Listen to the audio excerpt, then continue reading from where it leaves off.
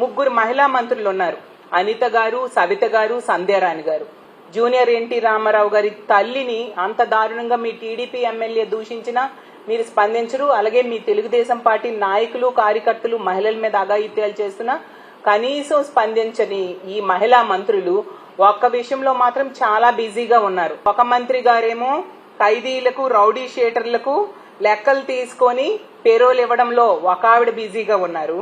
ఇంకొక ఆవిడేమో ఆడవాళ్ల కుట్టు మిషన్స్ లో కూడా కోట్ల సంపద సృష్టించే లెక్కలు తీసుకోవడంలో ఆవిడ బిజీగా ఉన్నారు.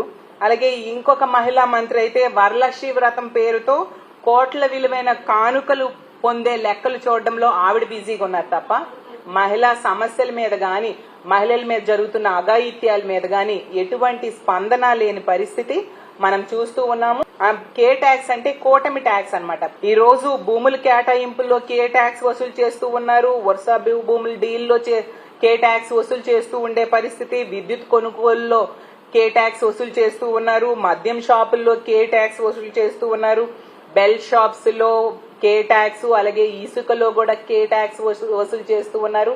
ఇలా అన్ని రకాలుగా కే ట్యాక్స్లు వసూలు చేయడంలో ఈ రాష్ట్రంలో ఉన్న కూటమి ప్రభుత్వంలో పెద్దలందరూ కూడా బిజీగా ఉన్నారని తెలియజేస్తూ ఉన్నాను.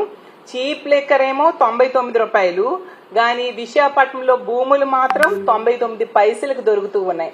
అంటే ఎంత దారుణంగా ఈ రాష్ట్రంలో అమరావతితో సహా భూముల్ని వీళ్ళు అమ్మేస్తూ ఉన్నారో మనం అర్థం చేసుకోవచ్చు. తెలుగుదేశం పార్టీ అంటే తెలుగు దండుపాలెం పార్టీగా మారిపోయింది. అలాగే తెలుగు దాడుల పార్టీగా మారిపోయింది. అలాగే తెలుగు దొండగలు పార్టీగా ఈ రోజు మారిపోయింది. సోషల్ మీడియాని ఐటీడీపీ ద్వారా ఎంత దారుణంగా మహిళల మీద వీళ్ళు ట్రోల్స్ చేస్తూ ఉన్నారో మనం చూస్తూ ఉంటే ఎన్నో రకాలుగా ఆ రోజు 8వ తరగతి చదువుతున్న చిన్నారి జగనన్న మీద అభిమానం చూపిస్తే ఆమెని ట్రోల్ చేయడమే కాకుండా ఆమె తల్లిని కూడా మార్చేశారు. గతంలో జగనన్న ముఖ్యమంత్రిగా ఉండేటప్పుడు గీతాంజలి అనే ఒక మహిళ తనకి ఇల్లు పట్టా జగనన్న ఇచ్చారని ఎంతో సంతోషం వ్యక్తం చేసింది. అలాగే అమ్మఒడి ద్వారా తన ఇద్దరు బిడ్డల్ని చదివించుకొని సంతోషంగా గడుపుతున్నానని చెప్పినందుకు ఆమెకి ఈ ఐటీడీపీ సైకోలు విపరీతంగా ట్రోల్ చేసి ఆమె ఆత్మహత్య చేసుకోవడానికి కారణమైన పరిస్థితి మనం చూసాం. సాక్షాత్తు మోడీ గారినే దూషించిన పరిస్థితి మనం చూసాం. ఎంత దారుణంగా ట్రోల్ చేశారు అనే విషయం.